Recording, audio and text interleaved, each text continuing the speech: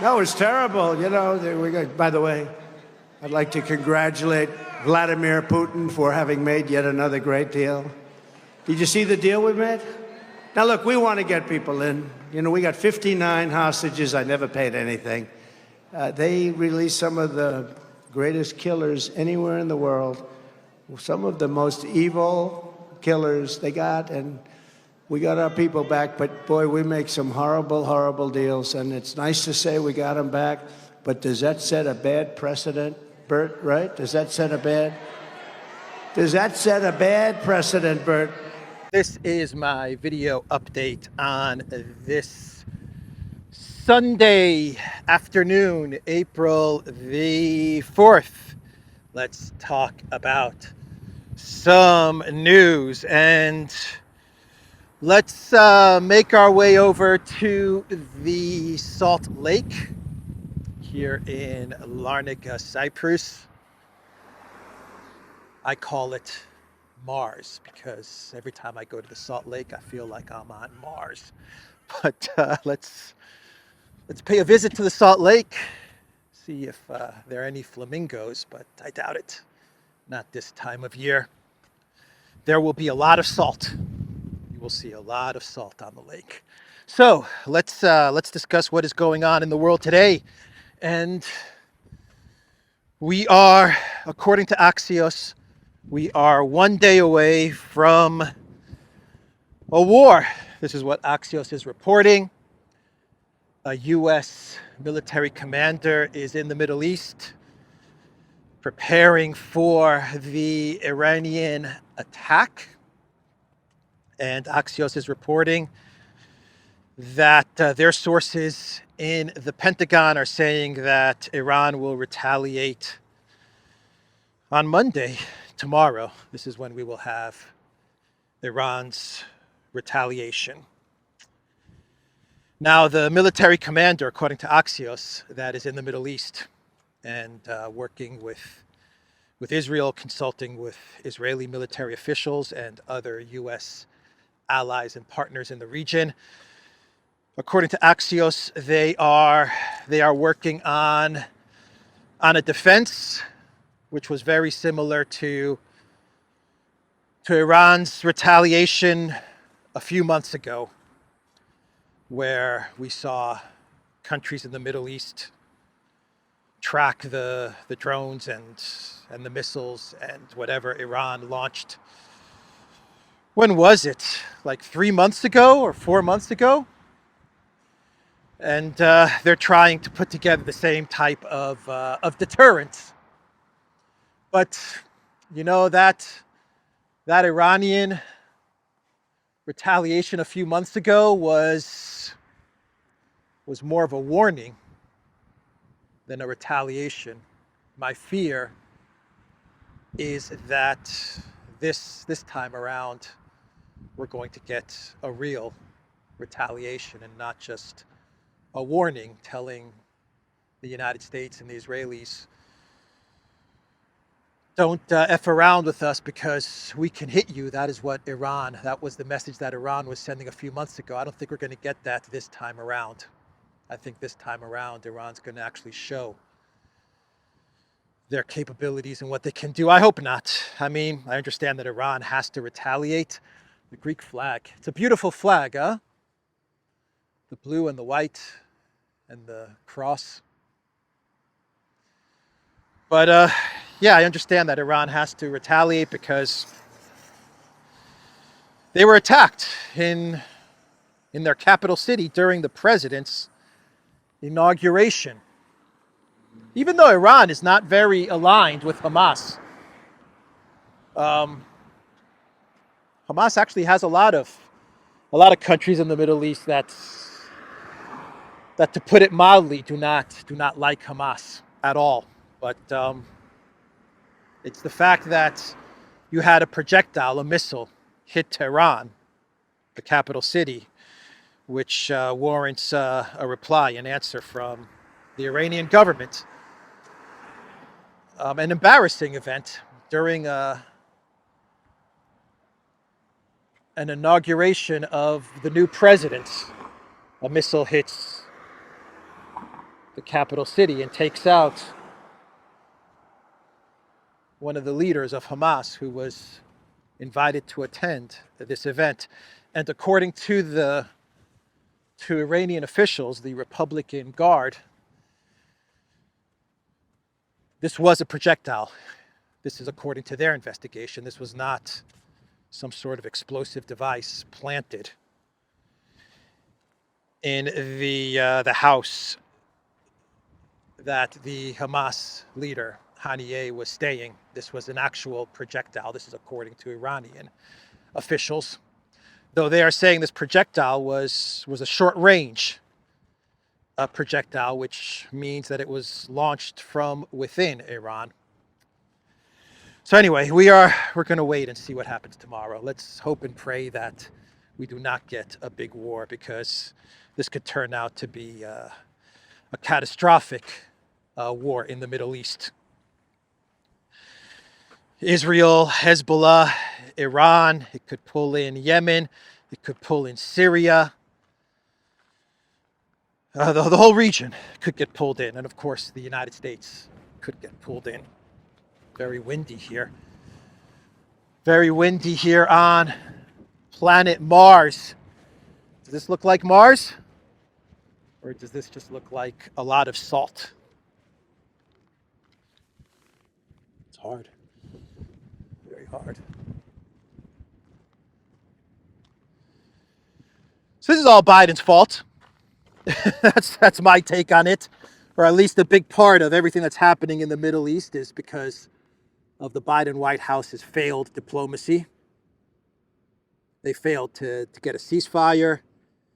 They failed after the October 7th terrorist attack. They failed to properly advise, consult Israel, to deal with the United Nations, to broker a ceasefire. They failed. Just failure after failure, diplomatic failure after failure.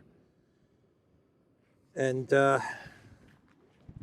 now here we are on the brink of a huge war. They handed Israel a blank check, Netanyahu a blank check to do what he wants. And now we're staring at what could be a catastrophic conflict. Of course, the Biden White House is also bogged down in a war in Ukraine, which was another bonehead idea that the Biden White House and the neocons had to regime change. Putin, that was dumb. Whiz kids, Jake Sullivan, Blinken, foreign policy whiz kids, wonder boys, along with Newland, huh? And Biden, 50 years of foreign policy experience. Boy, did he F everything up. He really effed everything up. Anyway, we wait 24 hours and see what happens. Hezbollah, I believe Hezbollah did launch rockets into Israel today. Rockets or drones. And Israel retaliated by hitting, I believe they launched missiles into Lebanon today as well. So it's not looking good. It is not looking good at all.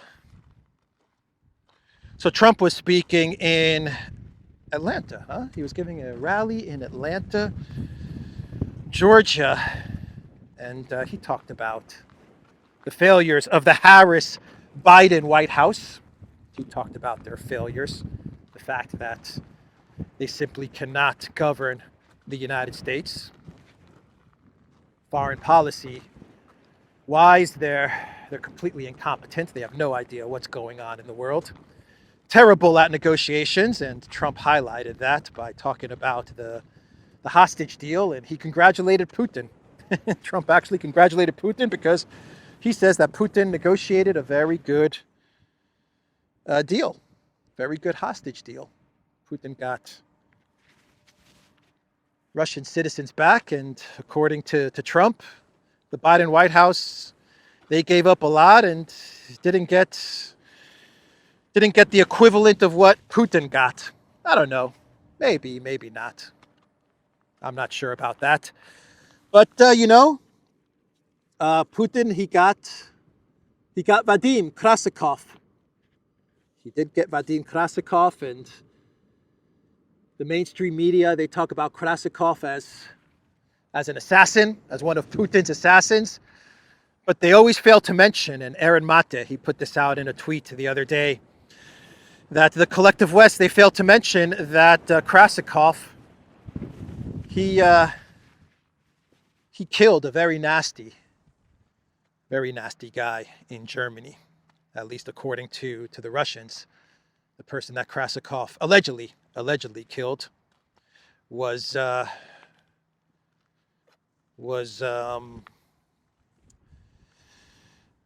born in, wait, he was an ethnic Chechen or an ethnic Georgian. I think it was ethnic Chechen, but born in Georgia.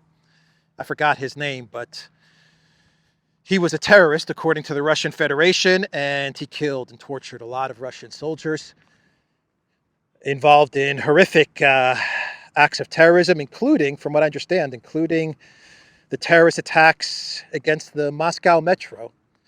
So the collective West media, they talk about Putin getting his assassin back, but they never mention the nasty person that this assassin allegedly killed. Allegedly, the nasty person who this assassin allegedly killed. I always have to say allegedly as I do these reports. Sometimes I forget to say allegedly. But what was this guy doing in Germany anyway? This Chechen Georgian terrorist, alleged terrorist. What was he doing in Germany? Why was Germany giving this guy asylum? He wasn't a journalist. Look at this. This is salt. He wasn't a journalist. He wasn't a politician seeking asylum or something like that. This guy, according to Russia, was a terrorist and a soldier and committed unspeakable acts, and Germany granted this guy asylum. Germany should have handed him over to Russia many years ago. But instead, they got the orders from the United States, I imagine, to give refuge to this guy. Anyway, enough of that. That is what Putin said. That is what Trump said about Putin at the Atlanta rally. You know the media is going to flip out over that statement from Trump congratulating Putin. You know they're going to take it completely out of context, and we're going to get the whole Trump is a Putin stooge and Trump is in Putin's pocket and all of these things. You know we're going to get all of that. Yep, that's incoming. So in the UK, we have all kinds of trouble going down in the UK. This is from the stabbing of three little girls, 3 children, and many more injured, many more in critical condition from a man, I believe 17 years old or 18 years old, from this guy who was born in the UK, but he comes from a family of immigrants from Rwanda, and the reports are that he stabbed these children. I hate to talk about stories like this. I really, really hate to report and discuss stories like this. Anyway, the riots and protests and violence that is now unfolding, according to the media, is between, depending on what you read, is between the police and migrants against far-right protesters, or the police and migrants, Muslim migrants, are facing off against anti-immigration protesters. It depends on what mainstream media outlet you're reading all of this from. But you definitely have a lot of tension and a lot of violence unfolding in the UK. This stabbing event took place in a town city called Southport and the protests they've been spreading across the entire UK. And you know that Stammer and his globalist leaders, his globalist puppet masters, they're going to use this violence, these protests, to frame it as alt-right, causing trouble, hooligans and alt-right causing trouble and destruction in Britain, and they're going to clamp down on social media, clamp down on freedoms, more surveillance, stuff like that. That's what they're going to use all of this for their advantage, for more power and more control.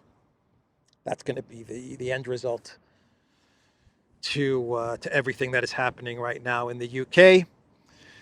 I can't really comment any further because I don't think I have as good an understanding as to what's happening in Britain. Alexander lives in London, of course. He has a better understanding as to the situation in London and in the UK. The immigration situation, I know there's been, for many years, there's been a knife stabbing problem, a violence problem in London. I never remember London being an unsafe city. Every time I would go to London, it was always very safe. London was always very safe. I would walk around at nighttime and I didn't have any fears, any worries. I guess it's changed. I guess it has changed. So that's what's going on in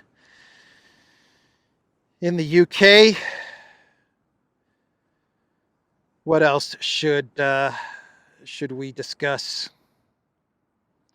Peter Szijjártó, the foreign minister of Hungary, he has come out and said in a statement that it is without a doubt the European Union that has been orchestrating this oil block. That is what Szijjártó said. The EU has been behind this oil block of Luke oil, Russian oil transiting Ukraine, heading to Hungary and Slovakia. So it was Ursula who was behind all of this all along. It was you, Ursula. You were the mastermind behind this blocking of oil to Hungary and to Slovakia. So what does Hungary do? What does Slovakia do? I don't know. They stay in the European Union, and maybe they do some blocking of things that go to the Olenski regime. I don't know. Maybe block some money or some weapons or something like that. Some slush fund, cash. I don't know. That's probably the best thing that Hungary and Slovakia can do to retaliate for Ursula's betrayal, Ursula's treachery. Wow, it's just hardened salt. I mean, this is water. This used to be salt water.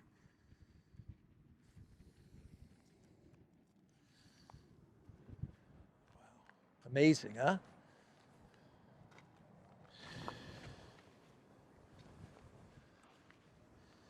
So Olenski keeps on talking peace. Yep, he keeps on talking peace. But peace on his terms, on the Olenski peace plan, the Olenski peace summit, second peace summit. So he's almost there. He's almost at the point of capitulation. He's talking more and more about peace, about a referendum, deciding the fate of the territories that Russia has captured. But he keeps on insisting that whatever negotiations take place, they have to be based on his peace plan, on the Olenski peace plan, which is a non-starter. It's a no-go, the Olenski peace plan. I've talked about the Olenski peace plan many times, but he's getting close. Olenski is getting close to capitulation, without a doubt. So, I'm just reading a couple of articles from the UK. Southport stabbings, Russia linked to fake news that sparked the mosque riot. And Russia fake news about Southport Southport attack is gray warfare, says former MI6 head. Give me a break. Give me a freaking break. Blame it on Russia. Stammer, MI6. Yeah, it's all Russia's fault. Everything that's happening in Southport and in Liverpool and in other cities and towns in the UK, it's all Putin, right? It's Putin's fault. Shame on them. Shame on the UK media. Shame on the MI6. Shame on the Stammer government. Shame on the previous government, the Sunak government. Maybe if you paid more attention to solving the problems of the UK, of Britain, instead of sniffing and hugging Olenski all the time, and maybe stuff like this would not be happening.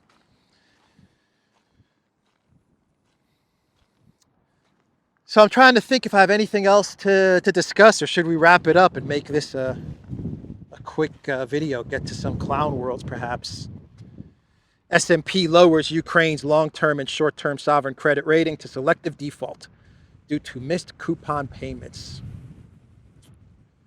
Yeah, Ukraine is crumbling, everybody. Militarily, economically, absolutely crumbling. As Ukraine crumbles and collapses, another war in the Middle East is ramping up. One war is being won by Russia and is fading, and another war is starting. The MIC always wins. Always. All right, I think I could talk about some clown worlds. So Argentina, they have announced plans to use artificial intelligence to predict future crimes. Pre-crimes, like in Minority Report with Tom Cruise. This is what Argentina is saying. The Milei government, they are going to use AI to stop crimes before they happen. I think Argentina, Milei should focus on their economy and their currency and inflation and stuff like that. That's what they should be focusing on. Not pre-crimes, not artificial intelligence and pre-crimes. With Tom Cruise putting on that glove and you have that screen and he's moving everything. Remember that? That scene in Minority Report? And it's him. Spoiler alert. If you haven't seen the movie, I just spoiled the movie for you. Anyway, great movie. Great movie. And if Milei gets his way, then it's going to become reality. But I don't think so. I don't think Argentina is gonna make that happen. But did you guys read the news about the NFL? The NFL is using facial recognition now in every stadium, so they could identify everybody that attends an NFL football game. That is scary. That's the last thing you want, huh? To go on Sunday to watch football, to attend any sporting event, and you're sitting in the stands, chilling out, drinking a beer, eating some snacks, and you're being surveilled. It's awful. It's awful. Oh, boy. So, Elon Musk he put out a tweet about the violence in the UK. He says civil war is inevitable. It's not inevitable. It just needs good leadership. The UK is in desperate need of good leadership. That is what is needed.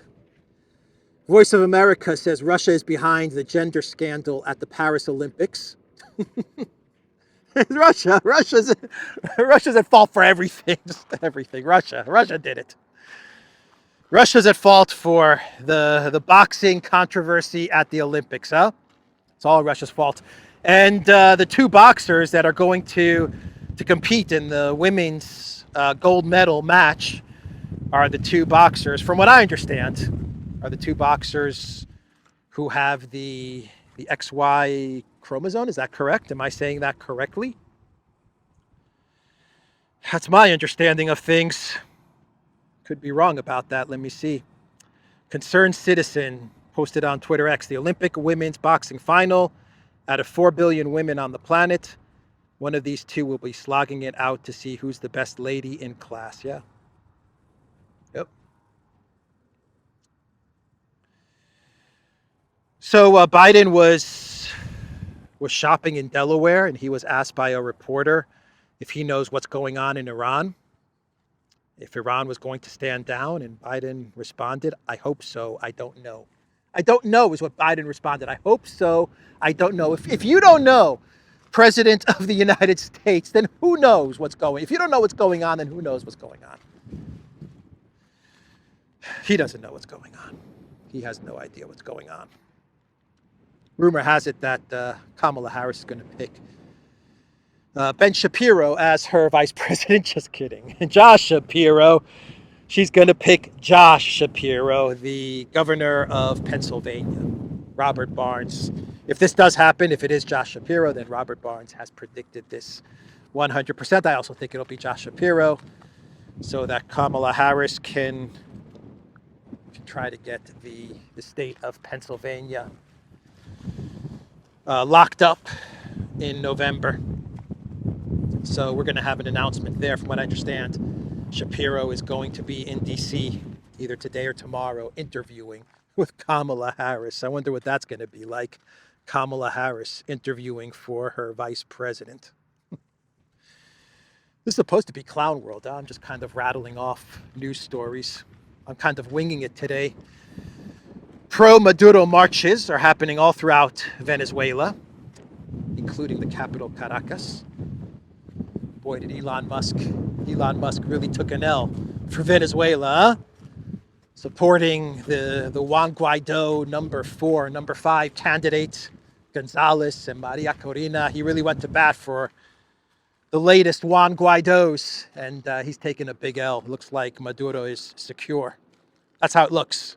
Could change, never know, but for now it looks like he's secure. And they're talking BRICS. A lot of talk about Venezuela and BRICS. BRICS countries coming into Venezuela to help with the oil, with all of that oil, and to help the Venezuelan economy and to build stuff. How about that? Countries like China and Russia and India helping Venezuela to build things, not to take away, not to steal, but to build. What an interesting concept, huh? Interesting concept from BRICS to Venezuela. And let's do one more story and we'll wrap up this video. From Mars. It's not quite red, even though some of this salt is pink. It does have a pinkish glow to it. I don't know if it comes through on the camera, but it's white and it has some patches of pink. But the Hillary family, this is my final Clown World story and we'll wrap it up. The Hillary family, they supported Kamala early on in the Bidenopolis coup, right? Very early on, they came out in support of Kamala.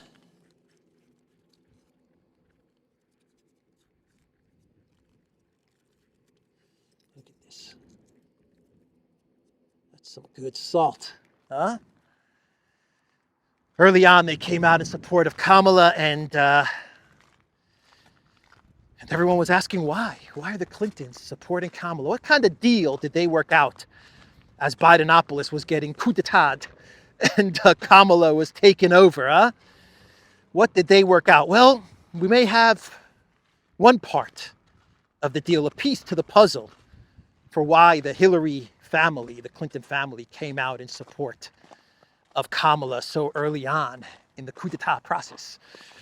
We are getting reports from the New York Post that Chelsea Clinton is eyeing an ambassadorship to the UK. That is what Chelsea Clinton is looking at. If Kamala Harris becomes president, if she wins in November, then we may have Ambassador Chelsea Clinton to the UK.